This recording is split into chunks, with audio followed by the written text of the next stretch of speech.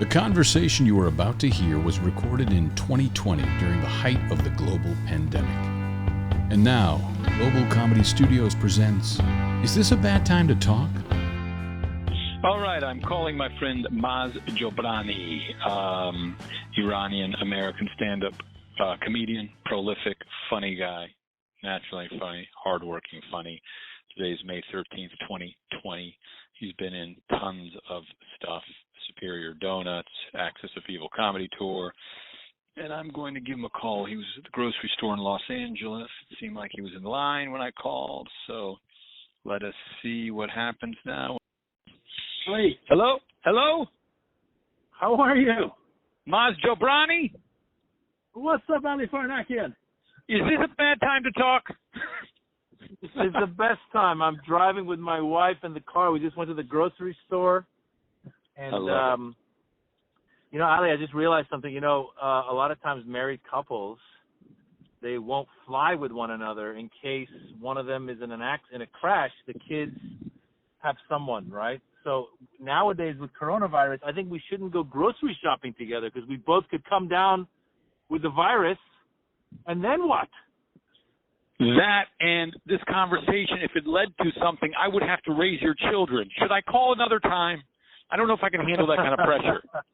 I don't know. I mean, it is like the plot of a movie. An old friend calls up to do this makeup podcast, and something happens. God forbid he'd shut down. For movie purposes. Exactly. By being on the call with me, you're now in my trust. You're in my trust and will. Yes. So, my God, it's like the plot to King Ralph with John Goodman. Hey, just to let you know, this phone call is being recorded. So, are you cool with that?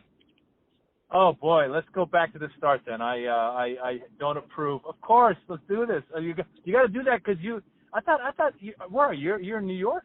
That's right. So by law, you have to inform someone if a phone call is being recorded. Hold on. You got to correct me on this then, because I'm pretty sure Michael Cohen had recordings of Donald Trump without telling him. Am I right or am I wrong? He might have, but again, I'm not going to fare well in prison. I got to do this straight. I hear you. Immediately I'd have to be like, guys, if you do anything to me sexual, I'm not going to be able to make you laugh. And that's how I can be of service here, really. That's all I can do. But I will be freaked out.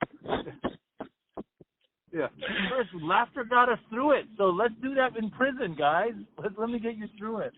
Guys, let me do some kind of team building workshop, some zip zap zop, some pet peeve rant, some games that I used to do in the BC before Corona world. Yeah, give me a location and an occupation. Let's play, guys. Let's just play some kind of role play, just fun games. ABC, we go back and forth. You get a sentence. You start with that letter. Next guys, just please keep away from my privates. Yes, and guys. Yes, and. That's it. Until you have to say no, thank you, and then when you say no, thank you, it's a hard pass. Hilarious. How you been, buddy? So, I'm okay. I mean, I'm in New York City, and the virus has basically shut down all of our businesses, all our bricks and mortar related to comedy and such. And then I just was like, I gotta do something. So I had this idea of calling people in my phone and seeing if they would talk to me for a little bit about their journey, how they got to where we're talking in terms of the different bifurcation points in their lives. They met this person, this teacher said you should do this, they went, how they ended up getting to where they are came up out of a series of moments. And so I called Kevin McDonald, who I know from Kids in the Hall. He did it. Then I called Michael Shannon, friend from Chicago, actor. And then I just started calling people like Asif Manvi, Reed Birney. And then I just kind of look at my phone. I'm like, Maz. And then I was like, let me see if Maz is willing to talk to me.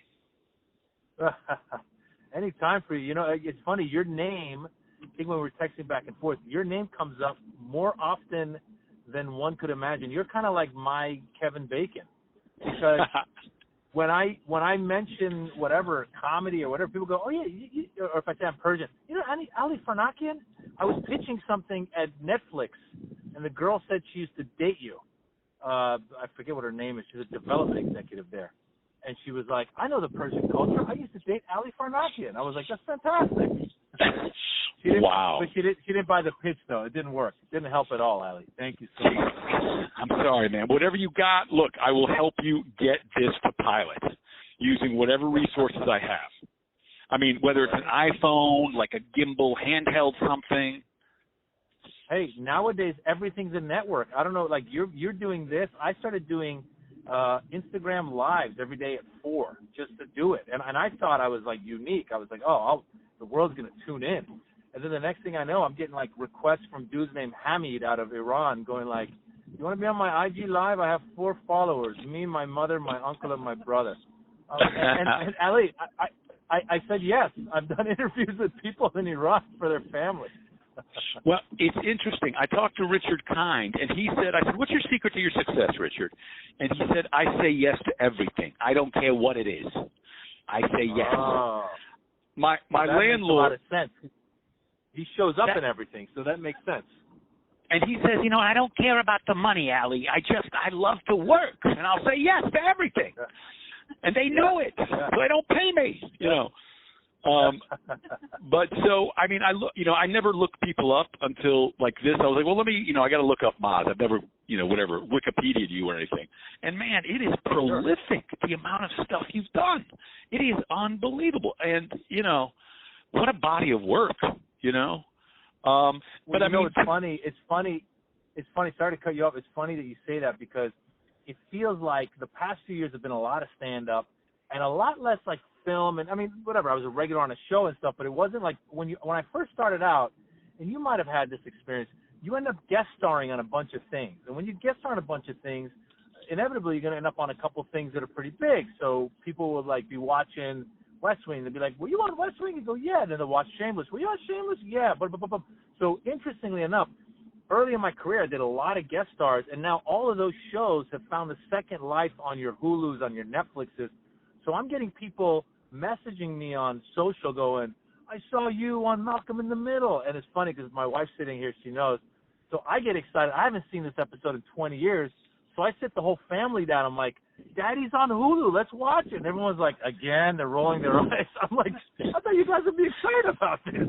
But no one seems to be. They said in 1972 there were 50 great stand-ups in the country. And in 1992, there were 50,000 people doing stand-up, but only still 50 great stand-ups, right? And I consider you one of the 50 great stand-ups in the world right now. And I mean, when I was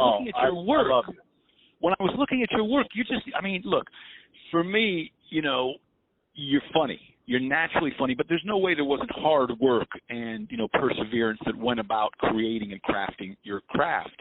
And doing what you do because you make it look easy. But when you began in life, and again, we have similar backgrounds. I was born in Esfahan. You were born in Tehran. At what point did you realize I could make people laugh? Ba mazeh has. For those of you who don't speak Farsi, he has taste. Ba namak has. Ba mazeh with taste. With yes, salt. With Ba salt. namak is with salt. Right. Yeah. Well, when did you realize that? Well, first of all, again, coming from traditional backgrounds, again, my wife is sitting next to me. She's from an Indian background. I'm from an Iranian background.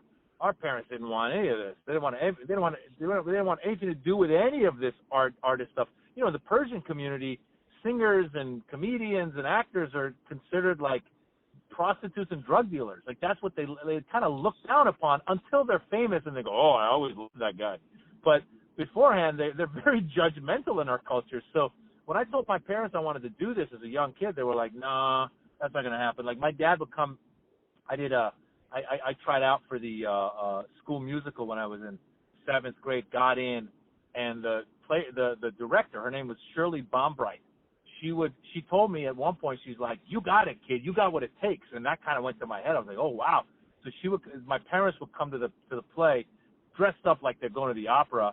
And all the other parents are all casually dressed. My parents are dressed to the T's, and they would come out. And after the show, the director would be like, your son's got the potential to do this. And my dad would be like, thank you. And then in the car, my dad would be like, that bitch is crazy. You're not doing any of that shit. You're going to be a lawyer, a doctor, something that we have a name to keep up in the community. So it was a battle back and forth, and it wasn't until I was in my mid-20s. I mean, I kept doing plays. I kept doing, whatever I could to stay on stage my whole life, but I kind of got detoured. I tried to be a lawyer, then I was going to be a professor, and then I dropped out of that. And then when I decided in my mid-20s to do this, and again, my wife now was my girlfriend back then, and it's interesting because she knows the struggle was real in that being a stand-up comedian, you got to be ready to go and just dedicate your life to that. And that's with anything, right? So I'd get like an 11:30 p.m. spot at the Comedy Store, and I'd tell her, I'd be like, hey, I'll be back in a half an hour. And, of course, I'd go up to get on stage, and like Andrew Dice Clay or Eddie Griffin or somebody would show up and be like, I'm going next, because they were, big names. They'd go up, and they'd go for an hour. I'd be calling my wife now and girlfriend then and be like, hey, I'm going to be about another hour, and then now it's like 12:30. Then someone else shows up. Hey, maybe another hour. But I'd be getting on stage at 1:45 in the morning, and, I've always told my kids this, and I know that you probably have a similar mentality about it, is if you love it, it's not a struggle, because it's like I don't mind being here till 1:45 and being the last performer in front of 3 drunk foreigners that are tourists. If I didn't love it, I would have left day one, and there was a lot of people who left, but I loved it, so I stuck with it. But that first time, when was that first time when you got up on stage, whether it was an open mic or something, to kind of make that shift from doing plays and such to stand-up? Well, stand-up was different because I'd been doing plays, and I was in high school, and I was in a theater department there, and I really loved it. And they had a talent show, and they said, anybody got a talent? And I was like, hey, I could try stand-up comedy. And I was a big fan of Eddie Murphy's at the time. So I volunteered to try to do stand-up comedy, and it's funny because I would write material. At the time, I'm, 17 years old. What's my material going to be? It's all going to be sexual. I'm also inspired by Eddie Murphy. So my jokes, I remember back then, were like, why is our genitalia in the most uncomfortable part of our body? Why isn't it in the middle of our palms so you can go around town just having sex with high fives all day long? And I would write that, and I would be like, this is genius. And then the next day I would read it, I'd be like, this is horrible. And so I chickened out because I was afraid, because when you're doing a play, if it doesn't go well, you can blame the director, the other actors, the playwright. But with stand-up, I felt like it was you're being judged. It's you on that stage being judged. So I chickened out my first time. And it wasn't until I was in my graduating from college in my early 20s, and there was a stand-up comedy competition, and they said, submit a tape. So I was, I'd be doing accents. I did a bunch of accents, submitted a tape. They said, you're in. And again, thank God, what happened was I didn't know it. It was called the Dirty Dozens Comedy Competition, and I was over in UC Berkeley, so it was out of Oakland. Well, they told us to come promote the show, and I go down to promote the show at a radio station, and I'm sitting there, and the first other comedian that comes into the waiting room is a black comedian. I'm like, hey, how you doing? Nice to meet you. Oh, great. I go, you new to this? They go, yeah, I've never done it. Next comedian, black comedian. Yeah, but 11 black comedians or something and me, and they all know each other. So they're all on the black comedy circuit. I've never done stand-up comedy. And they take us into this radio show, and they go, all right, you guys are doing the Dirty Dozens comedy competition. And the next thing you know, these guys bust into the dozens. They're like, yeah, man, I don't know about, Popeye over there, but they call him Popeye because one eye is blind. Your grandmother's got this. Your mother's so fat. They start doing mama fat jokes. And I'm sitting there going like, oh, my God, I got no yo mama jokes. And the only one I have is like, your mama's so fat. And I mean, I'd heard it, if she can't wear a Malcolm X t-shirt because helicopters try to land on her. I'm sitting there going, who am I going to say that to? I don't know these people. They're going to kick my ass. I swear to God, I was quiet the whole time. And then at the end of the radio interview, the guy's like, all right, go ahead and introduce yourselves. And these guys are going down the line. They're like, yo, this is, Purple Face. Just want to send a shout out to Tommy. You keep doing your time. You'll be out of jail soon. And they're going down the line. I swear to God, I'm the last one to come to me. And all of a sudden I go, yo, what's up? This is Maz J saying, what's up? And that was it. And I walked out. I go, well, how did I become black all of a sudden? And it was funny to me because I had told all of my friends, I go, listen, guys, I'm going to be promoting this stand-up comedy show on this hip-hop station. Listen in today at 3. Back then, you had to listen in. There was no, like, sending a link or anything. And all my friends were in college. And I take the subway, the BART train back to Berkeley, and I get back to school, and I'm like, oh, my God, thank God. I think all my friends were in class. They must have missed it. Well, the next thing you know, my phone rings in my dorm room. I pick it up. One of my buddies is like, yo, what's up, Maz Jobrani? I was like, oh, no, you guys listen? He's like, yeah, what the hell happened? So to this day, a handful of these guys, when I see them, be like, what's up, Maz Jobrani? And it makes fun of me for, like, you know, turning into a black dude at a radio promotion thing. Oh, man. And so, but then you kept doing it, though. I mean, you basically. But I kept doing it. Your stage time in L.A., in California. Yeah, well, what happened was I took that act, I created an act out of that, and I brought it down to L.A. to do it, and ended up being, it was very hokey. It was like me changing hats and changing accents every time I changed my hat, and it was like more of a one-person show kind of a thing. And I'll be honest with you, thank God they canceled that comedy competition. And the reason I say thank God is because it would have been me doing a really bad act in front of a big theater of, like, you know, a black audience in Oakland. And now being a stand-up comedian, I know that black audiences can be some of the toughest audiences because if they love you, they'll laugh hard. But if they hate you, they'll let you know. And I would have just died a bad death. So that show got canceled. I come down to L.A., for the summer. I meet Alex Borstein of Mad TV, and she's also in Marvelous Mrs. Maisel. She and I are working together at this place where you teach kids how to read. And I told her, hey, you know, I want to be a stand-up comedian. And she goes, oh, I'm doing some stand-up. So she goes, there's a bar in the Valley. It's called Gallagher's. She goes, I'm going to be doing a set. Why don't you come do a set with me? So she and I go up, and I do that act that I created. It was kind of a hokey act in front of a handful of our friends. And I'll be honest with you, it was a horrible act, but it was better than, like, the other people that were bad. So it was always like being the best of the worst. And so that kind of gave me a little bit of courage to try it. And then what happened was I got caught up in this life of, like, now pleasing my parents again, and I had to go to graduate school and all this stuff. So I stopped doing stand-up again for, like, another few years until I was in my mid-20s. And I was in an advertising agency. I had dropped out of grad school, and there was a guy. His name was Joe Ryan, and Joe Ryan was this man in his 60s. He was a producer at the ad agency, and Joe saw me do some comedic acting one time, and he goes, "Hey, you've got what it takes to do this. Have you ever thought about doing it?" And I told him, "Listen, Joe, I was going to do it. I've always wanted to do it. My parents kept talking me out of it, and now I'm working in this ad agency, so I'm going to save up money, and when I'm 30, I'm going to really go for it." And he goes, "Listen," at the time, Joe says, "I'm in my 60s, and there were some things I wanted to do in my 20s, and I just kept putting it off, and I never got to it." So he goes, "If you really want to do it, do it." And it was a light bulb moment, and I went and right away I enrolled in some sketch comedy improv classes at the Acme Theater in Los Angeles. That's where Alex had been. And while I was there, I met a lady named Judy Carter who taught stand-up comedy classes. So I took her classes.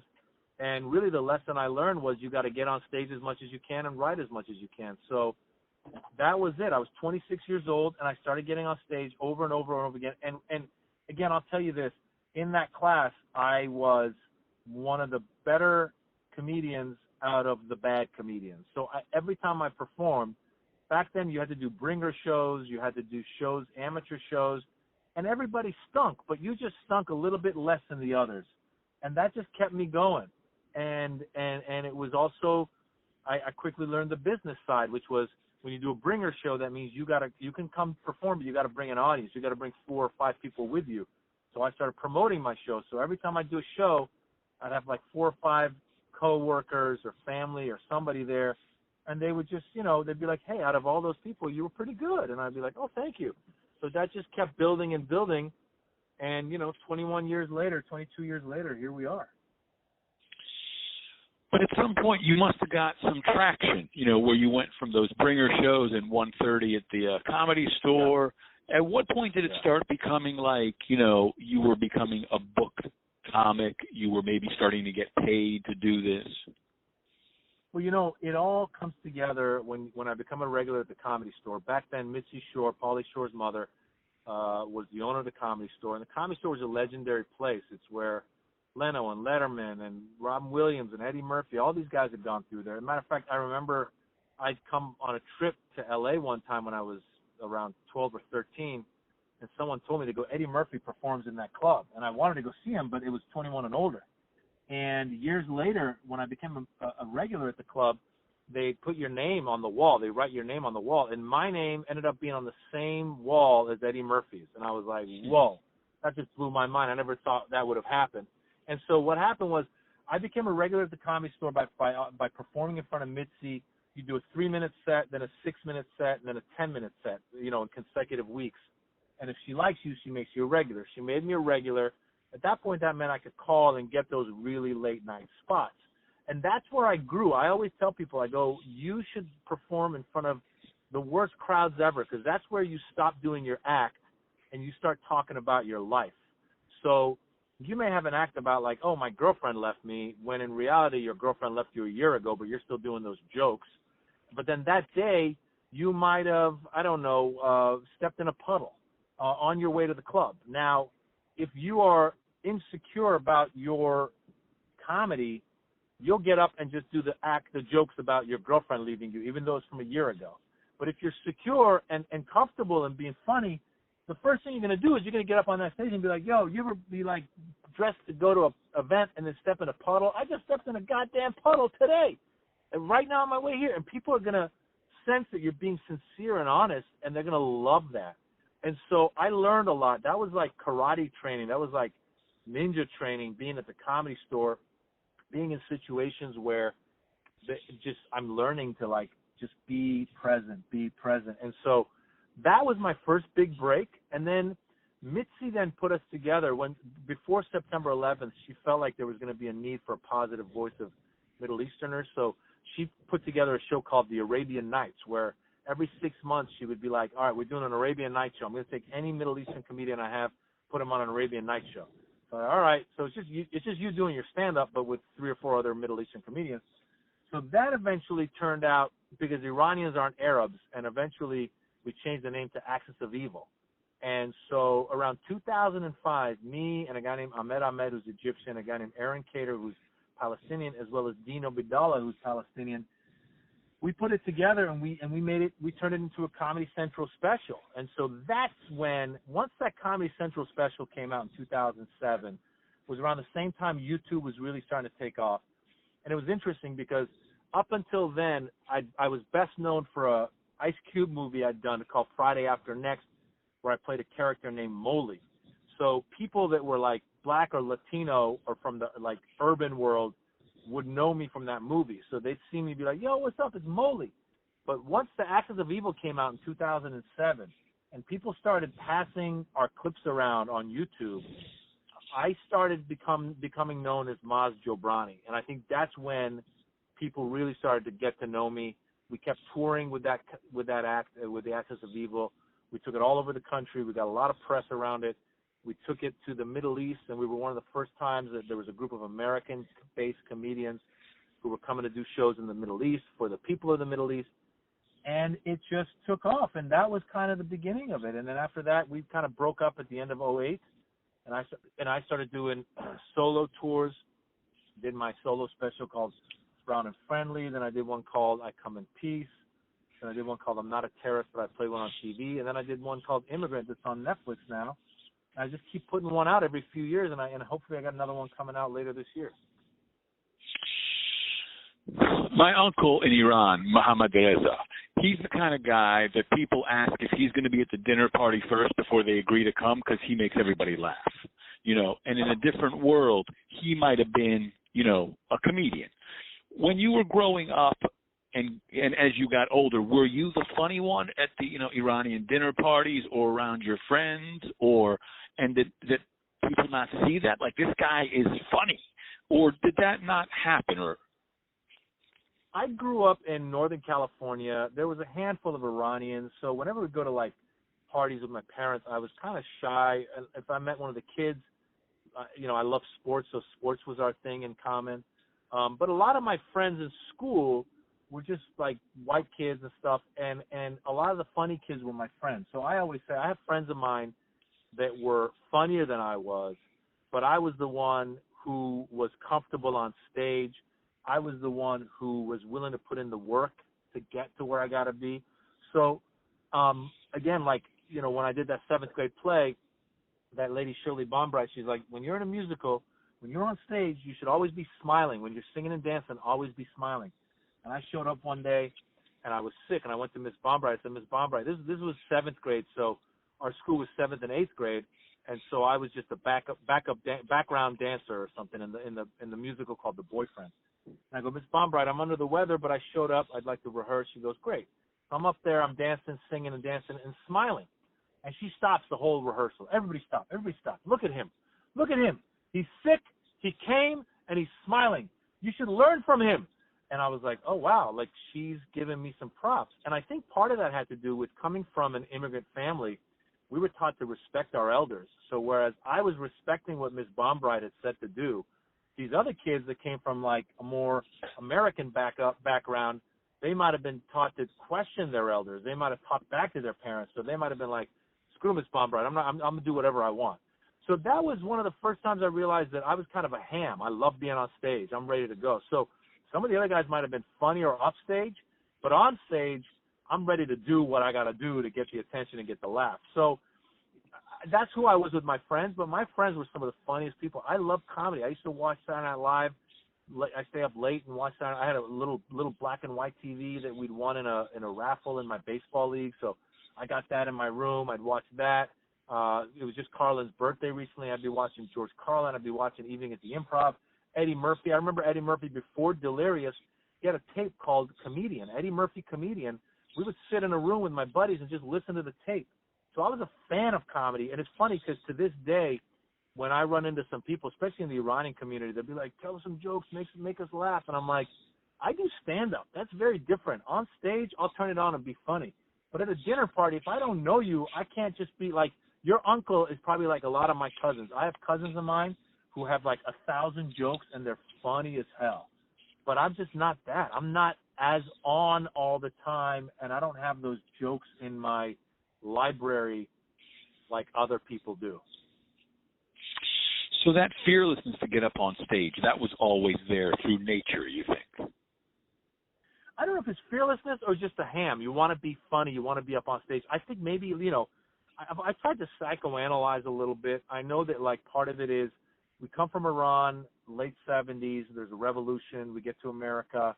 And one of the ways we are introduced to America is all the American film and television. I remember my friends, this friend of mine, back then, like, Grease was big. This friend of mine and his cousin would perform that last dance between Olivia Newton-John and John Travolta.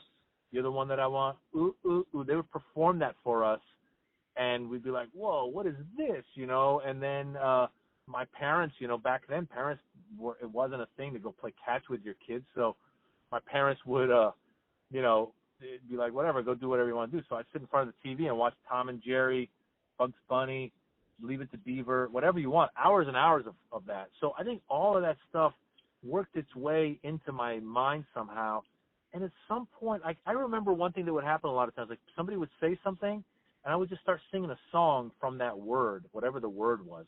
So whatever it was, it kind of, like I was kind of starting to perform, and it was just like, I just like to be a ham, and I was comfortable on stage. And I think getting those laughs and being on that stage and just realizing, like, one of the reasons I wanted to be a performer, an actor, and a comedian was because I felt like you could be anything. So, you could play doctor, you could play a bank robber. And I was like, how cool is that? It's almost like being a kid the rest of your life. And to this day, like when I hear about actors acting like divas, I'm like, you're not digging a ditch, dude. Just get into character and go say the friggin' lines. Just shut the hell up. Look at how lucky we are. We get to be kids. We get to create a world. I mean, how many times you get to sit down, create a world, and when you're around funny people too, by the way. I love being in the green room and just talking shit to people. I'm like, this is our office. You know, most people are in their offices and they might be like in a dreary thing, but we're around each other. So yeah, I think I really found what I love doing, and it took me a long time to convince my parents, but more importantly, to realize I didn't have to convince my parents. I realized you live one life, you got to live your life for you. And once that realization happened, I haven't looked back. Somebody once asked me, like, when do you consider yourself successful? I said, I consider myself successful the day I decided to do this 100%. And I go, I'm happy. I haven't had a day. Being in my day job, I used to wake up, get in the car, and just, you know, regret, just hate going to work, almost like on autopilot as you drive to work. Now I get excited when I got to go to work. I'm like, oh, I get to go on stage and do my thing, you know? When I was around 7th grade is when the hostage crisis happened, and I was in North Carolina. You know, you're 3 or 4 years younger than me. I'll be 52 in October. You were in California when it happened? Yeah. I was in 4th grade, 4th grade. I mean, I guess for me it was a little different. That was the age, 7th grade, where kids started being, you know, where you're either going to fight or be funny. At 4th grade, is it something that you were even having to be aware of or deal with? Yeah, I think we got bullied a little bit. You know, back then they used to call you fucking Iranian. That was a thing. So I remember I had a couple of friends of mine who were kind of smartasses, who were Iranian, who would kind of talk back to the big kids and get in fights. I recall being called fucking Iranian when I was in the 4th grade. You know, there was some, you know, I always tell people it's crazy because we're one of the only groups that fled a government that we didn't agree with, we did not agree with, and come to America, and then that government takes hostages, and then we start getting beaten up for it. And we're like, no, we're on your side, America. But these people that are so stupid don't know the difference, so they're beating you up. And it's, I guess, somewhat similar to the Japanese internment camps, but they got put in internment camps, which is horrible. But we had just arrived. We're immigrants. We just landed. Let's get going. And they're like, beat you up. So people were getting beaten up. People were getting shot at and getting called fucking Iranian. So, yeah, we had that. We had that for sure. I'm guessing that probably had a little something to do with it as well. I had my 3 tools for making friends. One was I was a good athlete. So I would, you know, play kickball, soccer, whatever it was. That helped. 2, I think, was my comedy. And 3, I would go shopping with my mom. I had a sweet tooth. So I remember my mom would have one basket filled with the food for the family, and then one basket would be me and all my, like, Twinkies and Ho-Hos and Starburst and just sweets. And I would go to school, and I'd often have extra candy. So I'd be handing it out to some of these guys and making friends. So I realized at a young age, I learned how to bribe people to be my friends. So that was my combination for making friends, and still I got shit for it. You know, you still got called fucking Iranian. You still got, like, I remember somebody stole the pedals off of my bicycle when I was in the 4th grade, and I remember just being, like, upset. Like, why would somebody steal my pedals? I mean, it was nice pedals, but I don't know if it was because I was Iranian or if they wanted the pedals. And I remember walking. I do a bit about it in my stand-up now where I go, there was a 6th grader who called me fucking Iranian when I was in the 4th grade, and I say there was a 5th grade kid who was black, and he put his arms around me. He's like, hey, man, let's take a walk. He's like, listen, I've been dealing with this shit for 200 years. You either got to go see a therapist or become a comedian. And I go, I became a comedian. So, I mean, that's not exactly what he said to me, but I do remember there was a 5th grader, black kid, who helped me kind of deal with a little bit of the bullying. I don't remember what he said specifically, but I just remember him kind of, you know, consoling me when they took my pedals. The first time your name kind of came up to me was when I was doing Homebody Kabul, and I wasn't going to be going to the Mark Taper at BAM to do it because I'd done it in Chicago. I needed to get back and start working on this new theater I started. And you took over the role of Dr. Kari Shah. How did that come about, that you were all of a sudden going to be in a play that Tony Kushner play, started at the Steppenwolf, and then now you're doing it at the Mark Taper? Well, you know, it's interesting because I've always loved acting as well. And early on in my career, I did a lot more serious stuff before I got roles in sitcoms. And so, like, I was in The Interpreter playing an Arab American Secret Service agent. I was, on ER and NYPD Blue and you name it. I've done some serious stuff. And also, through high school, we had a really good theater department. UCLA, I did a couple of plays at the main stage. So I love being on stage. And so what had happened was, I think Mark Taperform did some sort of like one-act series or something where they cast me in a part. And I loved doing it. I was like, this is cool, man. I love doing this. And it was a nice, meaty part, and I did it. And so I was on their radar. And so when this comes around, I said yes to it. Now, Dr. Kari Shah, as you and I both know, has like a 2 or 3 minute monologue at the top of the play, and then he's gone. And it's a very, and all he's doing is he's talking about medical terms. It's a very non-emotional monologue. So as an actor, there's not much to sink your teeth into. And I remember that experience. The reason I did it was Tony Kushner, Angels in America. I was like, I love this guy's writing. Frank Galati. I forget his last name. Galati. Yeah, Frank Galati, who was also a screenwriter and a famous director. I was like, this is great, and it's the Taperform. So I go, you know what? I'll do this. And what was interesting to me was, look, if I were just an actor, then I would consider doing parts like that again in my life. But being a stand-up comedian, I realized it took away from my time to be on stage as a stand-up. And so, interestingly enough, what I would do is, since this was in downtown Mark Taper Forum, I'd do some nights I would do my monologue, 2 minutes, get in a car, drive to Sunset Boulevard, do a set at the Comedy Store, drive back downtown in time for the curtain call, and that was it. That's all I had to be there for, is take a bow. So it allowed me a way to work in my comedy because of that. But I realized, you know what? This isn't feeding my soul. I need to I can't do a part because they go, oh, so-and-so's in it. You know, that wore off fast. Like, I would only do a play now if I felt like I could sink my teeth into it and it was worth giving up stand-up for a while.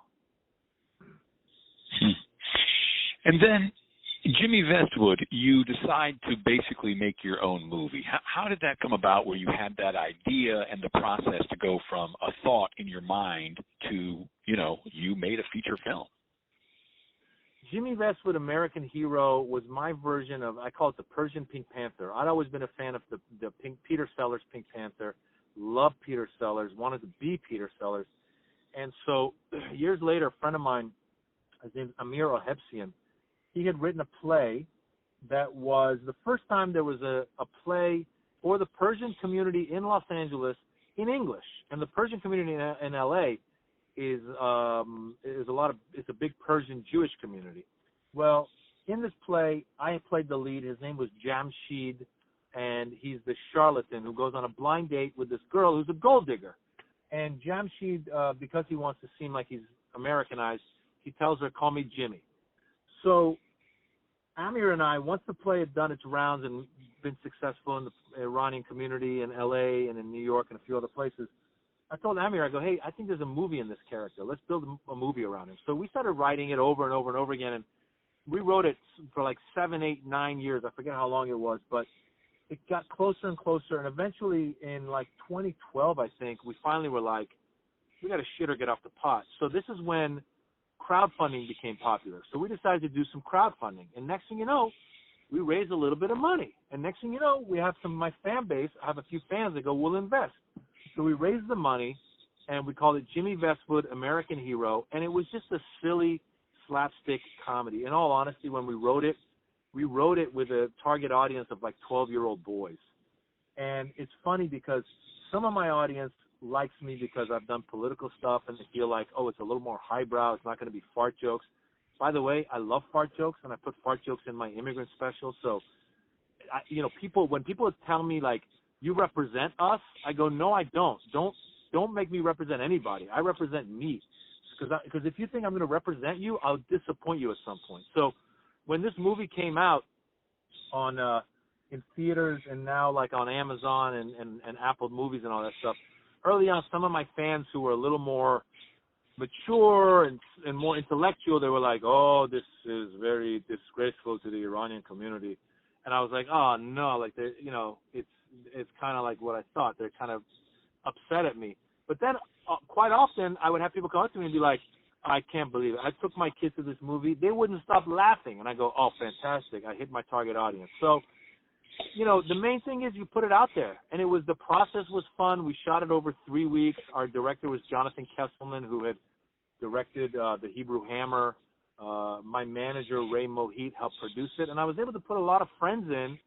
And it was a great experience, I mean, the movie wasn't financially successful per se, but it was successful in that we made it. We also released it ourselves, and when we released it, because we did the markets that I knew I had a fan base, all of a sudden in Box Office Mojo, you would see we were the fourth movie that week per screen average, right after Captain America. So it got us a little bit of attention, like, what's this movie? And it was us. Wow. Superior Donuts comes up, and that's, one of the major projects you've done, the sitcom. How does that come about and that experience? My friend Dave Keckner was on it with you. Yeah, so Superior Donuts was interesting. I've been on a few shows that were canceled. I think that was my third or fourth show that I was on that was canceled, and it's interesting because the truth is Superior Donuts actually went to the second season. And it's funny because people would ask me when I'm doing press, they'd be like, what's it like working with Judd Hirsch? What's it like working with Katie Seagal? And I'd be like, look, I'm an actor of Middle Eastern descent. We're in season 2. Normally, my characters die by season 1. So I'm excited that I got to season 2. I don't care who I'm working with. But the way that came about, it was actually kind of interesting because my manager calls me up. He goes, hey, there's a pilot out there, and there's a Middle Eastern character in it, and the name of the character is named Maz. And he goes, we think they used you to write it, but we're trying to figure it out. So they reached out, and these guys were like, they kind of were like, kind of not. And I'm thinking to myself, look, if you didn't have me in mind, then you would have named, if it's Middle Eastern, you would have named them Ali or Muhammad or Reza or something. Maz is not a very common name. So they agreed to take a meeting with me, and I took a meeting, and I basically was like, look, guys, I could do this with my eyes closed. And so it was the first time that I actually got a chance to get a show just off of a meeting. And interestingly enough, when they brought me on, I go, guys, this character is an Iraqi. Why don't you make him Iranian? If you're going to call him Maz, make him Iranian. And they were like, well, Americans, we need to have him be from a war-torn country. I said, well, Iran was in a war with Iraq, so he should still be a war-torn country. And they go, well, Americans don't know that. They just know about the Iraq war. I said, all right, well, you know what, then just change his name. And I thought, again, they were going to change it to like Omar or Muhammad or something. They were like, all right, we're going to change the name to Foz. I was like, I've never heard that name in my life before, but sure. You went from Maz to Foz. But it was a fun, listen, it was a nice experience in that I got to work with some great people, David Keckner, Katie Seagal, Judd Hirsch, even Jermaine Fowler, who was the star of it, Rel Battle. It was a great experience. It allowed me to stay home. The multi-cam schedule is one of the best schedules for actors because you get to work at 9:30, and then you come home, 2:30, 3, whatever. I mean, it's like the hours are crazy. So it was great. I will say, artistically, I felt like I wish I had more to do. I wish there was some more edginess in the sort. So artistically, you know how it is. It's like you got to balance it out. So that was the last show I was on, and ever since then, I've been pitching shows. I sold a TV show to Warner Brothers Studios last year that was more based on my life, an Iranian guy married to an Indian woman, no accent, playing it like this, and Warner Brothers seemed to really like it, but we weren't able to get any network to buy it, so back to the drawing board, Have you ever done stand-up where it was all in Farsi, an Iranian set completely? No, and I don't think I would. I mean, I grew up in America since I was 6 years old, and I'm now 48, so 42 years in America. English is my second language, but the language I'm most comfortable with. I speak Persian fluently. I speak Farsi fluently, but to do comedy in a language, you really got to have a mastery of that language. You really got to have a mastery of that culture. And there's been times where it's funny because it's funny. First of all, it's funny to me because people will, first of all, now on Instagram all the time, people hit me up. Why don't you post in Farsi? I'm like, because my fans are diverse. It's not all an Iranian audience. It's, you watch my immigrant special and there's Indians and white people and Asians and, it's diverse. I mean, I think the immigrant experience is pretty common in America, and it's beautiful. I love when I look out in the audience and there's Asians, and I'm like, oh wow, that's awesome. So there's people of all kinds of backgrounds, and we all relate. And so I tell people like that, I go, look, I'm not that comfortable. It's like if you were a jazz musician and someone says play classical, you can, but you're not going to be as comfortable in it. And as a matter of fact, there's been a couple of things that are funny to me. Sometimes like like Persians in their 50s will show up, and they'll be like, oh my God, Maz, I am so happy. Thank you for doing what you do. It's amazing. My kids came with me, and they love your show, and they don't even speak Persian. And I'm like, the show's in English, so they don't need to speak Persian. That's the whole point. And secondly, what's funny to me is I've been like, sometimes people will invite me to perform at events. Like in the Iranian community, I'm known. Like my friend says, you're like the Persian Elvis, otherwise known as Pelvis. So people will invite me to their events, and I'll tell them, I go, look, the show is in English. And they're like, well, come on, do some stuff in Persian. I'm like, no, I can't. And so there's been events like early on I accepted to do like a talk at a Rotary Club for some older Persians. And I get there and I start doing my talk, and I'm doing it in English, and I'm trying to tell jokes, and they're kind of staring at me. And I go, all right, you know what? Let me just speak Persian, Farsi, because these guys don't seem to get me. So then I do the Farsi, and I directly translate some jokes from English to Farsi, and I tell them, and they're still staring at me. And I'm like, shit, these jokes don't translate. So I really have zero interest in trying to do jokes in Farsi, unless if one day I move back to Iran for some reason, and I have to, like, I really got a mastery of what's going on in Iran. And, you know, there's also, like, you know, there's etiquette, you know, like the Iranian culture, like, is not about making fun of people that, like, there's a lot of respect factors, you know what I'm saying? And I think that's part of comedy in English. You can make fun of whoever. Like, they could be an older gentleman sitting in the front row. You make fun of them. I mean, not that I like to, but again, I'm pretty careful about that. But in the Persian community, if you did it, they'd be like, oh, my God, you insulted Dr. So-and-so. He's the doctor of the Shah's ex-cousin. I'm like, oh, I don't know what to do about that. You know, I mean, sometimes I think about Iran and, the sense that I don't know if I'll ever be able to go back and feel safe, especially with having children, you know, because you never know. You never know. Is it something you think about, you know, potentially going back to visit at some point? I know for a fact that I can't go right now because I've done jokes about the leadership. I've tweeted about getting people freed that are in jail. I've been critical of the government, and it's funny because there's a lot of Iranians that are hawks or hawkish that want the Trump administration to attack Iran. So then I've also been an advocate for diplomacy, but I don't, you know, I'm against this current government. But it's funny because by advocating for diplomacy, the hawks in America accuse me on social media of being on the side of the Iranian government. They go, oh, they're paying you. And then meanwhile, I know that if I went to Iran, the Iranian government would be like, oh, you're a spy for the CIA. So everyone's accusing me of being a spy for the other side, but I'm just an individual who criticizes what I see as hypocrisy. And unfortunately, because of that, I think if I went back to Iran, that they would really, I think that they would give me trouble. So, no, I haven't been back for about 20 some odd years. The last time I went back, my father was still alive. He had moved back there, and it was before my stand-up really took off. And I was there for like 2 weeks, and I love the country. I love the people. But again, I don't think that I'm going to, I think I'd get in trouble if I went. You said you came to the world of acting before the world of stand-up. Were there things you learned from acting teachers that you remember, lessons they gave you? Like one of my acting teachers, Asif Manvi, and I had the same acting teacher, Win Handman, and he used to say, ballast yourself in reality and then throw yourself out into the sea of inspiration. Were there things you learned as an actor from teachers that you could pass on to people? Well, listen, I had a really good, our acting teacher in high school, her name was Michelle Swanson, and interestingly enough, we've reconnected years later. And they, you know, in our high school, they were teaching, it was in Marin, it was Redwood High School. That's where Robin Williams had gone there years before. But Redwood and TAM, which was our sister school, and Drake, those three schools had this thing called the Ensemble Theater Company, ETC. And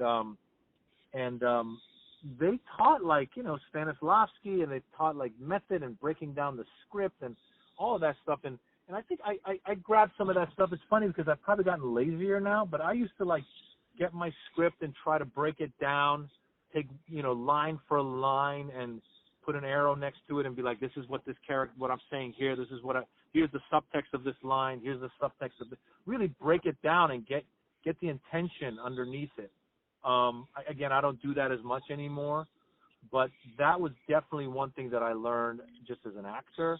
Also really learned, like, trying to get your head into the moments before the scene you're about to play. So some of the best acting, I think, for me at least, being present has been before that scene starts, just being in my head and going like, all right, I just came back from the grocery store, and I'm about to walk into my house and tell my family that I robbed the grocery store.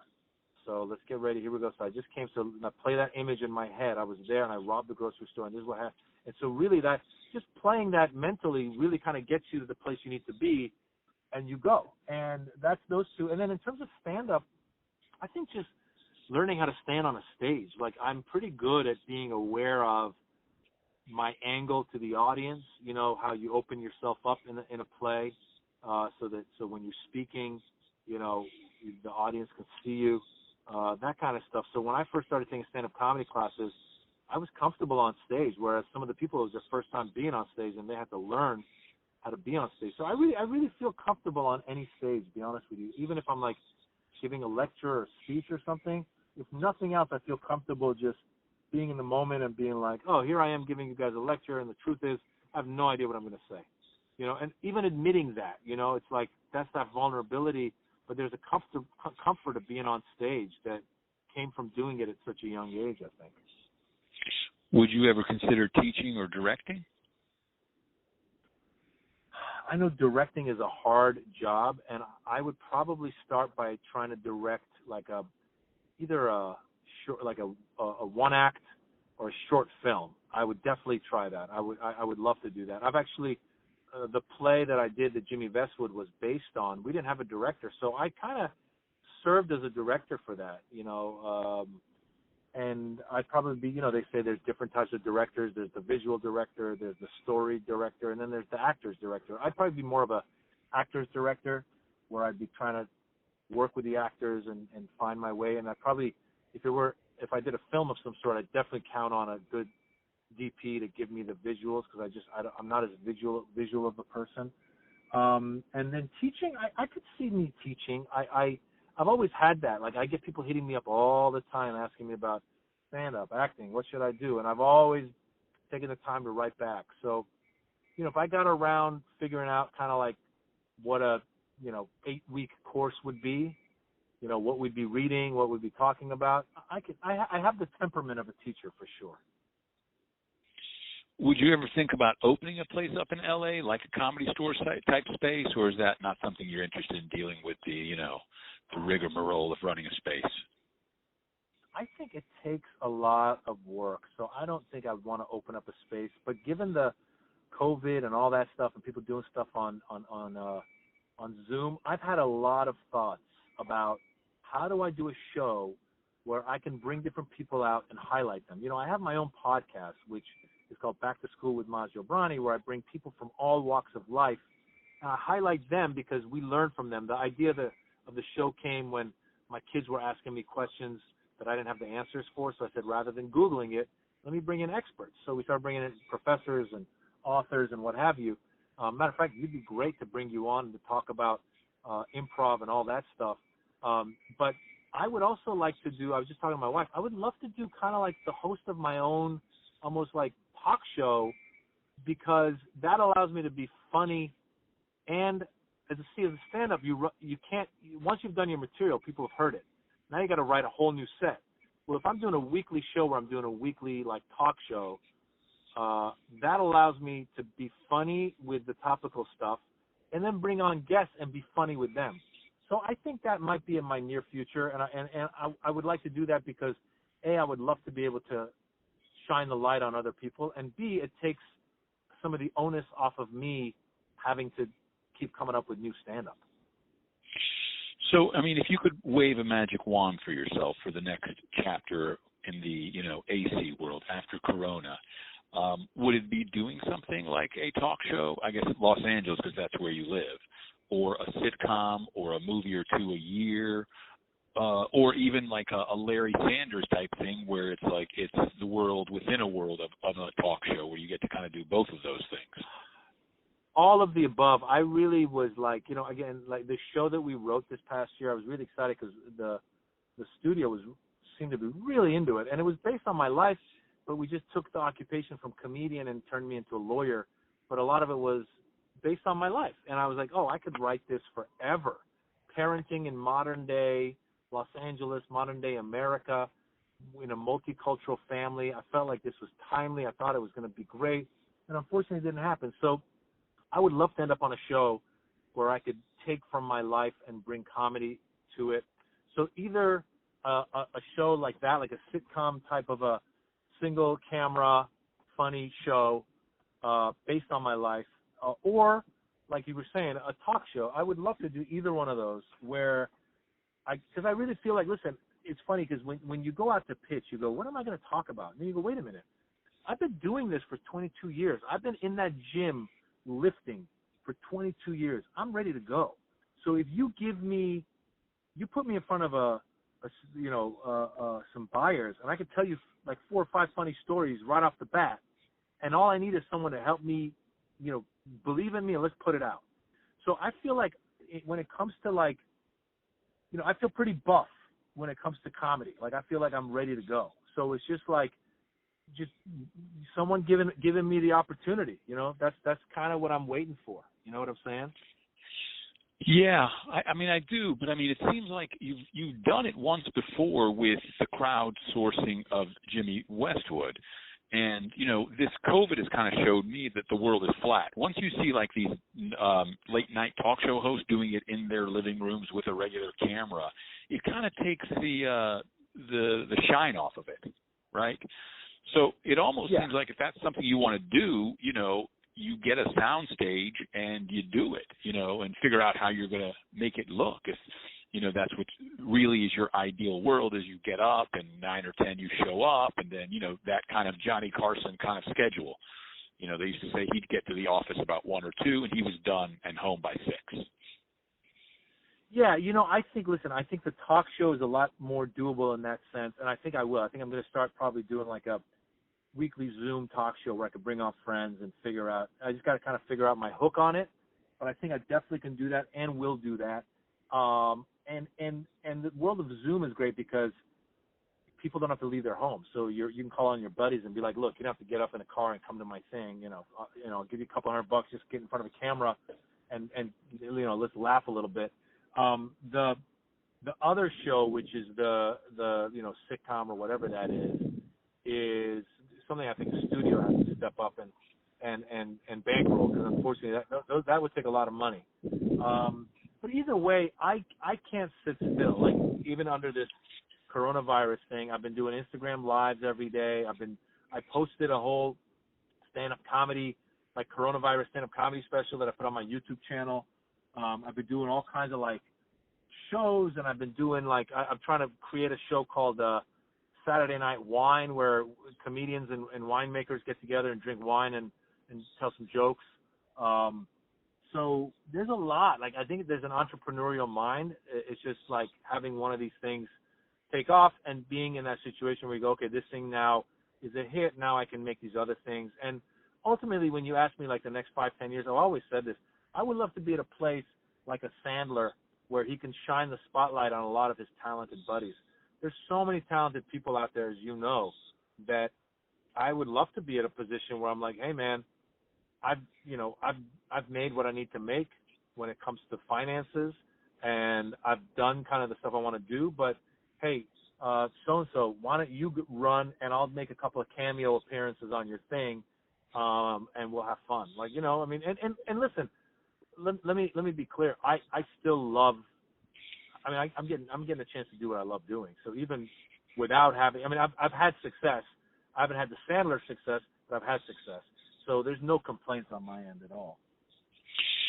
The making of a movie has a steep learning curve, and you, having done that with Jimmy Westwood, I mean, the things you told me, and I don't know if the thing you pitched to Netflix was a movie or a show, but, even the things you've told me thus far seem to be, in a movie's really 22 to 28 different sketches on a theme.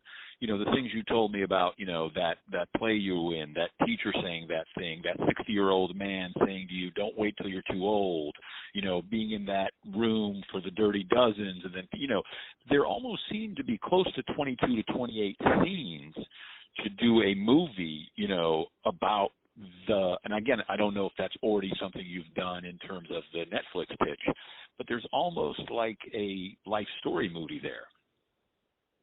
I love you for saying that. It's interesting because I've been trying to work on a movie based on something that happened to me when I was in my early teens, and I've been looking for.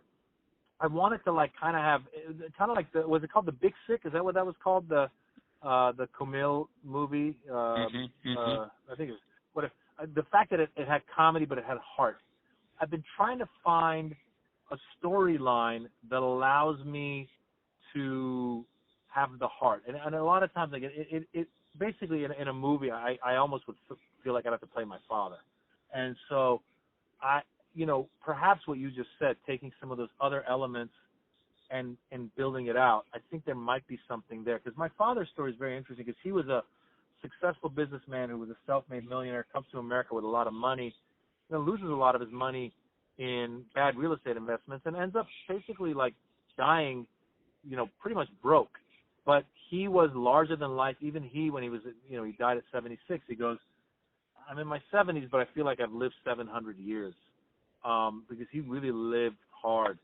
And so I think if I could combine that story with some of these stories that you just said, perhaps I could turn it into something. Because I think you also don't want it to be like, oh, here's a self-indulgent story of how I, quote-unquote, made it, You want it to be something where people go, oh, wow, I feel for that character. And, oh, I relate to that character, So, you kind of put it in my head again, and maybe I'll revisit it. Maybe I was being a little too narrow with the story, because the original story was actually Eddie Izzard encouraged me to do it. I've met Eddie Izzard once, and we were at the Istanbul Comedy Festival, and there was 3 or 4 of us performing. So he and I arrived at some crazy hour. We're having dinner with his brother and my manager, and we're all sitting there, and he's in a skirt, and we're just talking about it, whatever life, and I said, it's great that you're just doing what you do, and I said it reminds me a little bit. I go when I was in school in junior high, we had Spirit Week, and part of Spirit Week was dress all red or wear your favorite pajamas or whatever. And I said I had not done any of that all week until the last day, and the last day of the Spirit Week was opposite day. That's where guys dress as girls, girls dress as guys. And I thought, well, now's the time. I got my sister. She's older than me. My aunt, who was the same age as my sister, is a whole other story. She lived with us. So I was like, they can help, get me ready, and I'll go. So they get me ready, and we go upstairs for my dad to drive us to school. My dad was a very macho man, like a Persian macho man. And he sees me, and he's like, what the fuck is this? And I'm like, oh, this is opposite day. He's like, what the fuck is opposite day? And I'm like, oh, it's where guys versus girls, girls versus guys. And he is just livid. He's like, what kind of bullshit, this country? They're making my son gay. I mean, he was in his, upset. And we're in the car. We could see the steam coming off his neck. And I'm still in my dress. And I'm like, I think he's going to let me do it. So he drives us to school just pissed. And my sister and aunt are defending me and whatever. I get out of the car. I go to school. And all the kids are laughing. They're like, oh, my God, your costume is hilarious. You're great. You look great, blah, blah, blah. And I was like, this is a hit. This is fantastic. I made it. Well, second period, my teacher, looks at me and then looks, how, those doors have a little window? The classroom doors have a window that you can look through. Well, my mom's face is peering in through the window. And the teacher's like, is that your mom? I'm like, oh, yeah, it is. So I go over there, and I'm like, what's up? She's like, she's trying not to laugh because she's seeing me now for the first time dressed like this. And she's like, you got to change. I go, what are you talking about? She goes, you got to change. I go, no, Dad said it was okay. Drop me off. She goes, oh, no. She goes, he came home. He said, if you don't change, he's going to kill you and he's going to kill me. I mean, he wasn't going to kill us, but he was like, she's like, you. I go, well, I got no clothes to change into. She goes, I brought you clothes. And it was like so disheartening to have to go through that. And as I'm telling the story to Eddie Izzard, he's like, this is a great first scene of a movie of an immigrant dealing with this country. And I was like, yeah, I guess. And so I've been trying to kind of build it around that year. But I think your take is even better, which is like the whole story of this guy, trying to get into this world when his father is where he is. So maybe I'll look back into it. When DVDs first came out, and I worked in video stores and watched movies all my life, and the DVD came out, and then all of a sudden I noticed they had something called the DVD chapter headings, where it showed you the different chapters, and I was like, what's this? And I was like, they're basically showing you how they made the movie. And, and I would always watch the DVD chapters, and I was like, wow, it's like 22 to 28 chapters, right? So to me, as you're talking, I'm like, that black boy putting his arm around your shoulder, telling you his scene. That's a great scene for a young black kid and a young Iranian actor, right? Then you've got the great scene of, going to school dressed like that, And so, like I said, I think it just begins with 22 to 28 note cards that have these different scenes, right? And I don't know necessarily why someone would have you be a lawyer. I mean, it would just keep it the same. PhD program, marketing, advertising. Why change anything? And then I don't quite understand that voice that you did where you're like, oh, this is self-indulgent. But why listen to that troll in your head, This is a story. Who are you, trying to not upset in the world by making your movies? And so if it's self-indulgent, so what? Because who else? I mean, look, I have my own Iranian story growing up in North Carolina, Iranian by birth, Southern by chance. But, for yourself, like that story, and part of this, whatever this is really just a phone call that I'm recording. Yeah. But is by the end of it trying to help the people I've talked to, say, well, here's something that you've been talking about. Like for Kevin McDonald, we came up with a graphic novel called Chubby Kid with a Drunk Dad. So that was like his project by the end of it that I could go, look, I always want to leave people better than I found them, right? So, there is that story that he had that he was just talking about, and I was like, well, this seems like a fun, great project for you, And I used to have this bit called Bollywood Shuffle, go ahead. which was like off of Hollywood Shuffle, the Kevin Townsend movie. And I just thought there's so many Robert Townsend. Yes, Robert Townsend. Yeah. And I thought Bollywood Shuffle would be a great title to a movie of a brown guy going through the shuffles of, all right, next terrorist. Yes. You have motivated me, Ali. I really appreciate that because, under this lockdown, like I said, I've been doing comedy, and then I was like, maybe I should write something. And I think I'm going to get some note cards and just write a bunch of scenes and tackle it. I think you're right. I think why not? Because I feel like these stories, as you said, when you tell the stories, you go, oh, yeah, I could do that. And, of course, it's all based on a true story, and then you got to write the language to make it entertaining. And if you got punchlines, you got punchlines, and if you got poignancy, you got poignancy. So I think you might have just helped me find something, man. I think it starts with note cards and a Sharpie and using as few words as possible to be like, black boy tells brown boy how it is. Boom. Leave it alone. You got that.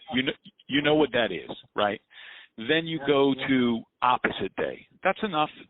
And I don't know, when you do your stand-up, is it like when I talk to Janine Garofalo, she says like she has an idea and then she just takes that tincture and then she goes out and riffs off of it. Do you do it that way, or is it little by little become more scripted? It's kind of like what Janine was saying. I'll take an idea and I'll just kind of riff on it and find the punchlines in it. So, like, for example, I'll give you one that just came up today that I'm going to have to work on, but I was telling my wife how I said, in Los Angeles, the mayor or the governor said, we're going to open up beaches, but if you're at the beach, you got to be exercising. You can't really lay down. You can't stop. You got to keep moving. I go, so it's kind of like a triathlon. If you want to go to the beach, you got to jump in the water, do your swim, get that running, get the bike, and just get the hell out. So I was like, and then I had this visual of me at the beach, just running in place and going hey, just keep it moving. And so there's something funny there that I think I would take on stage, and I would keep playing with it and keep playing with it until until I had punchline. So once it finds its grooves or places where you know where the cheese is, then as you're working your act, you just keep going back to there through an oral tradition of stand-up. Yeah, absolutely. I don't write it down. Yeah, absolutely. Right. Yeah. And also, every day things change for us in New York City. Like today it was announced Broadway's not opening until after Labor Day, which really means we're not opening after Labor Day. We're just telling you minimum Labor Day. Now the people in New York are saying it's probably going to be somewhere around January to March 2021.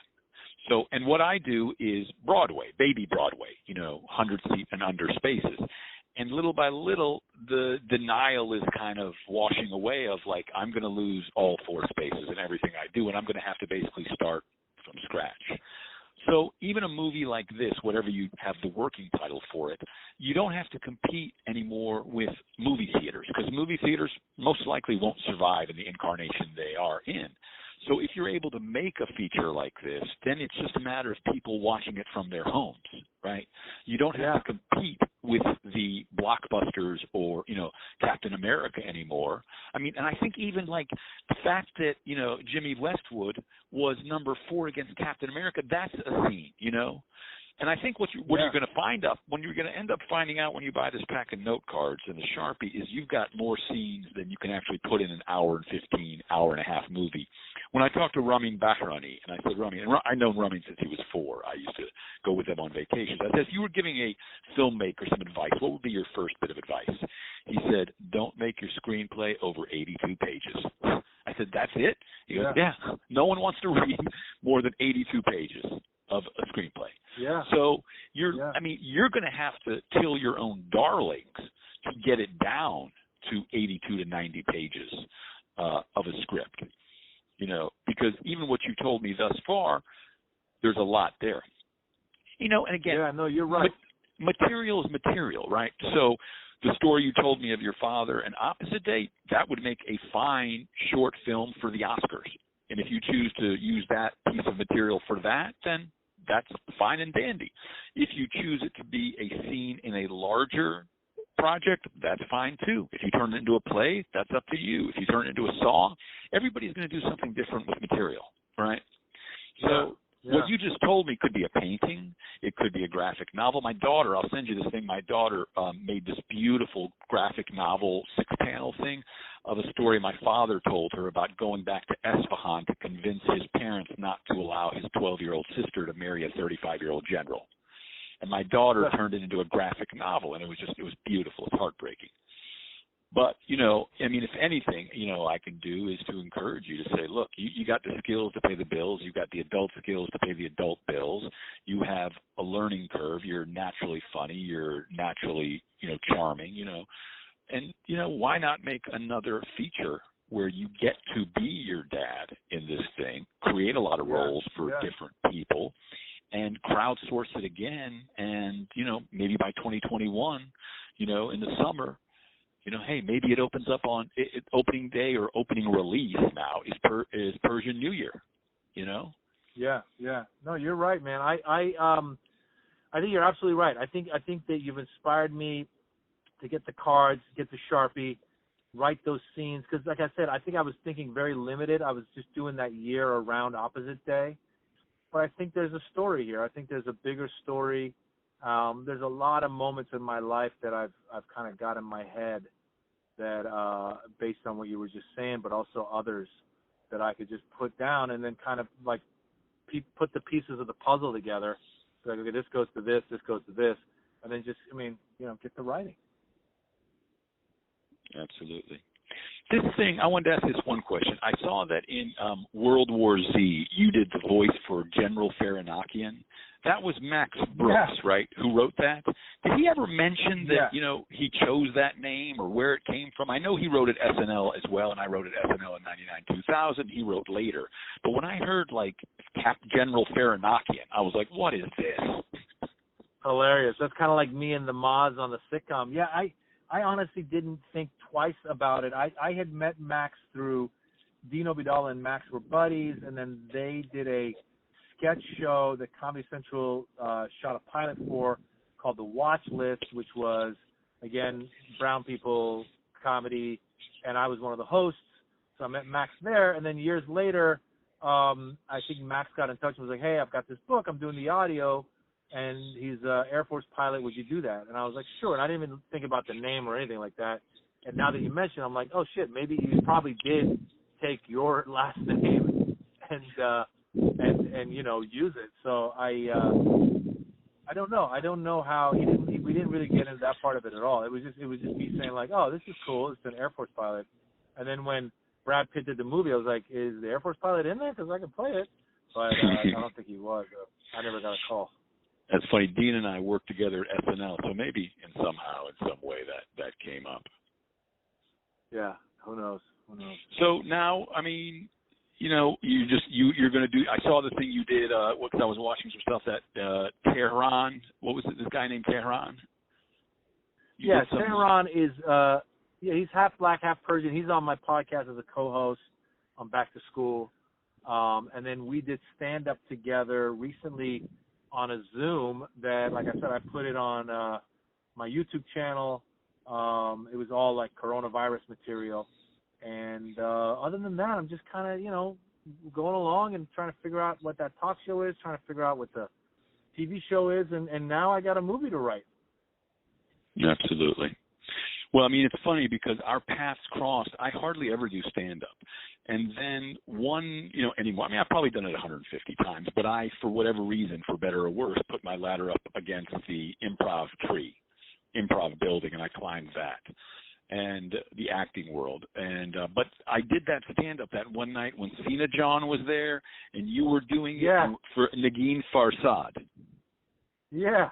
Remember that? Yeah. And that's when, like, we had a night where I was like, oh, wow, we would have been friends in 7th grade if we were in the same neighborhood. Oh, absolutely. You and I would have probably had like a sketch. Like, we would have been we're the Key and Peele of Persians. Yes.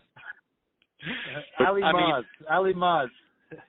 It's funny because, you know, I mean, our paths crossed that night. I've texted you, emailed you a few times, and then I saw you when you were at that event in New York for that art opening of some kind. Yeah, I remember that. Yeah. I heard this story once that when two elephants meet in the Serengeti on an afternoon when they're young, baby elephants, and they maybe play for 3 or 4 hours, and then they don't see each other for 50 years. When they see each other again, they go right back to that feeling and that connection they had. Wow. And so when I think of you, I'm like, you know, the fact that I have you in my phone, that I could text you, and that you were willing to talk to me, it means a lot. Hey, man, right back at you. Right back at you, my man. I feel like, you know, we're very simpatico. We have very similar experiences. And I think this is a great thing you're doing, man. I mean, it's a great way to catch up, and it's a great way, you know, whatever you do with it, if people want to listen to this, I think there's a lot of inspiration and there's a lot of stories. But there's also, like, the hope is, like, if people listen to this, they go, hey, let me take my phone and call people I haven't called in a while. I think there's a beautiful thing, man. I think you're a deep thinker, Ali. You're not just a comedian, you're a philosopher. Thank you. But, I mean, it's just like, you know, I thank you for saying that. And I don't even know if this is recording because that's how bad I am at tech. But as I said, and I'll send you a picture maybe of me with holding this black phone. It's just a handheld receiver that I plug into my iPhone because I wanted to get back to that feeling of being excited about calling a friend on the phone at home when you were young. And can I use the phone and pulling it as far away from the kitchen as you can, or if you were lucky to have it to be in a room. But it was still a handheld receiver, and you held it up to your head.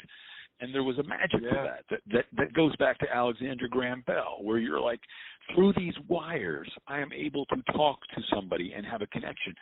You know, and my goal ultimately, you know, has been to leave people, places, and things better than I found them, even 1% better. So, you know, if in our conversation I've given you some thoughts that inspire you to do something, hey, That's amazing. If nobody hears this, that's okay too, because I didn't figure out how to do it properly or didn't know how to cross the finish line and where do I post it. But right now it was more about don't let perfect get in the way of good, because something like this is born out of a virus. Because I never would have called you to bother you to say, hey, would you be willing to talk to me on the phone for a little bit? Because I would have said, wait till Maz is in New York or I'm in L.A. and we get to go to a studio and I'll maybe get some Iranian food and then we'll make sure it's perfect. And I never would have done it. And there's this you're absolutely right. So I said, don't let perfect get in the way of good. Just go through your phone, see who you know, who you want to talk to and people may want to listen to. Because there's this apocryphal story about Iranian or Persian carpet makers. After they make a carpet and they're finished and they've spent 9 months, a year making it, they will turn it over, and on the back of that carpet, with the same knife they used to make it, they will cut the back of it to make a mark in it to show that only God can have perfection. And on earth, we can't be perfect. Wow. So, stories like that remind me, it's like, get out of your own way. Don't let perfect be the enemy of good. I had this other friend who told me a story about this guy who loves Ferraris, but the first thing he does every time he buys a new Ferrari is he goes underneath it and he keys a part of the Ferrari underneath it no one can see, but that he knows it's not perfect anymore. Wow. I love it. I love that. And I love don't let perfect get in the way of good. You're so right. I've learned it on stand-up. I've learned it in I'm comfortable with getting on stage and trying to talk through something and trying to find it. And sometimes, like you were saying, like when it comes to screenwriting or getting the whatever I'm doing, I remember like the first time I took some screenwriting classes, they were saying, write the whole thing. Don't worry about the dialogue. Just get through it. Then come back and fix it. Give yourself the first draft is going to be shitty. Give yourself that permission. And I think that you're reminding me of that right now. And interesting enough, you were mentioning Negin. I did her podcast today too. So in a weird way, this is all kind of coming in full circle here. But yeah, you did inspire me, man. I'm definitely going to revisit and if nothing else, get those postcards and the Sharpie and write those scenes and try to do it again. I got Final Draft. May as well use it. You can get Celtics on your phone. You could hammer this out on your iPhone with Celtics. Yeah. That's the thing. Yeah. This idea of how it's got to be, because the reality of it is all you need to do is get a shooting script that works for you. So on the day you've got stuff that can be said, but people are going to improvise. Yeah. So, perfectionism is the voice of the oppressor. And what you just said is from an Anne Lamott book called Bird by Bird, which she says, resign yourself to shitty first drafts. Yeah, that's it. If you are okay with shitty first drafts, because, if you're like, I'll make a bad movie, there are plenty of people out there who are like, I'll make a bad movie, but we let perfect get in the way of good, so we don't even make a good movie because we want to be perfect. But ultimately it's not about us. You're creating a role for a young black actor to be able to put his arms around a young Iranian actor, to do this 1 or 2 page scene where it's like, hey man, let me tell you how it is. We've been going through this shit for 200 years. You either gotta learn how to fight or you gotta learn how to be funny. You be a comedian. Yeah. Boom. You've already told me enough scenes that you could pull out the 22 note cards, 22 to 28, depending on what it is. You could write those tonight, Yeah. No, you're right. I'm gonna get to it, man. I appreciate you inspiring this. And in my mind, in the back of my mind, it's funny because when Eddie Izzard had said, you got to make the movie, I was like, well, will you do a cameo? And he was like, you make it, we'll talk. And now in my mind, I'm thinking, you got to play the uncle. If I'm playing the dad, you got to be the uncle. Hey, man, I'd be happy to do craft services for you. In fact, I made Tahdig for the first time. There you go. Imagine a craft service filled with Tahdig. That's awesome. That's all it is, different kind. Well, I can't believe I'm sorry I took up so much of your time. I don't want to keep you any longer. I know you're with your wife and whatnot, but I could talk to you. She went inside. She's in the house, so don't worry about it. We're all good. But I mean, it's just, it's funny, all these little things, these little and again, one of the things that I, went through in terms of going to Chapel Hill, North Carolina, and opening up this comedy theater back in 2017, which is another place that I don't know what's going to happen. The only thing that gave me solace was the fact that I came to there is no free will. I didn't choose the time in history I was born. I didn't choose my parents, and I didn't choose for them to move from Iran to North Carolina. And ultimately, that is what led me back to Chapel Hill, North Carolina, to open up the comedy theater. So when I would get down on myself, I would say, you had no say in this, Ali. You had nothing to do with this. You didn't choose 1968. You didn't say, hey, can I come to the world in 1968 instead of 1868? You didn't choose two parents who decided in summer of 69 to move to America, So little by little, I was able to let go. And even now, it's like a level of radical acceptance of like, whatever I did to have 4 spaces in New York and create the life I did, and that now in 18 years, what we built in 18 years could be gone in 8 weeks. Okay, so it goes. Wow. Yeah. But again, I wouldn't have called you if this wasn't a virus world. I know because there is that part of Iranian culture that you don't want to be a bother. Yeah, but it's also human nature. I think it's human nature. We're all so busy in our lives. Run. And that first of all, it stops you from checking in with people. It also stops you from checking in with yourself. So I think it's been a nice, there's been a nice thing in terms of, I've had moments with my family that I normally wouldn't have had. I'd be on the road all the time, but there's been a couple of times I've had a chance to cuddle up with my kids who are 11 and 9 now, who I haven't cuddled up with in a while. But I'll take those moments, and I'm like, this is fantastic, man. This is great, or bike rides and shit like that. So you're right, my brother, and I appreciate you thinking of me, and I appreciate you inspiring me, and I'm gonna get to work, man. Well, I look forward to hearing about it. I'll send you that text with that graphic novel my daughter made, and if I may text you now and again just to check in to say hello, that'd be nice. I would love that, Ali. And if there's anything I can do at any point, in terms of looking at something or whatever you need from me, or if you're ever in New York City, if I'm in Los Angeles, if I may, I'll text you to see if you have some time to get together for some shahi, some tea. Absolutely, let's do that, and I will take you up on the feedback. So be ready. I'll be coming at you. Please. Which to those listening in English, it means may your hands not hurt, and may the God or the universe have the best in mind for you. Thank you, Maz. You're the real deal, man. I mean, I'm so profoundly honored to know you and be able to call you friend, and a dadash from another mother. Thank you, Ali June. Great talking to you, and right back at you. And may we be brothers from another mother on screen. It would be my dream. All right, my man. All right. Take care, brother. Take care. Bye-bye. Wow. That was Maz Jobrani. Unbelievable. I mean, like I said, if it weren't for the virus, I wouldn't have called him up. But to be able to talk to him for an hour and a half and just hear his story and to listen to him and learn from him and to, be able to in some small way shine a light on, hey, you've got a feature film. Maybe I do too. Maybe we all do. I think we all do. Maybe it's not a feature film for some. Maybe for some it's a song. Maybe it's a painting. Maybe it's a monologue. So it's a matter of making art out of whatever happens, putting a frame around our lives in some way, shape, or form, and making art by the pound.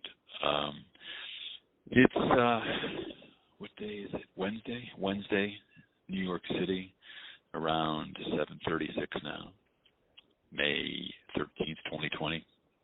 And I got just to talk to someone who, we have similar backgrounds. He was born in Tehran. I was born in Isfahan. Both our families came to America. And, but he's, you got to give it up to him. He is a natural born stand-up, and he found his vehicle, and he can get up anywhere he wants, and he can make people laugh. But he's also put in 22 years, and he also loves it, and he's also great at it. So it's a nice thing when you find your purpose and your mission and the thing that you are really good at and that you can utilize to, make the world laugh, or for someone else make the world world think as well, to laugh and think. I mean, I think that's up there in terms of, offering things to people around the world, making them laugh and think. So I thank you for listening. I don't know when you're listening to this, but if you are listening to it, please check out thepit-nyc.com for online classes and classes, hopefully in the real world someday. But that I don't know anymore. I really don't know. But I hope. I've got to believe it'll happen. So, yeah, that, thepit-nyc.com. Also, like I said, I've been enjoying Fresca, but I haven't been drinking as much lately because it's hard to get Fresca. Maybe that's why I'm pro Fresca, because I want to see it on the shelves. Goya lentils, but I haven't made lentils in a while. Wonderful shelled pistachios, roasted and salted, but, do good, do well, win-win relationships. So depending on when you're listening to this, good night or sweet dreams or good morning or good afternoon. And I hope it finds you healthy. And if you're not healthy, I hope you get healthy. And once you get healthy, I hope you stay healthy and appreciate your health. And the most valuable thing on earth right now is being able to take a deep breath. So if you can take a deep breath, truly appreciate that. I thank you for your time. It's the most valuable thing you have. So thank you. And until we meet again in the real world, so long. And safe travels.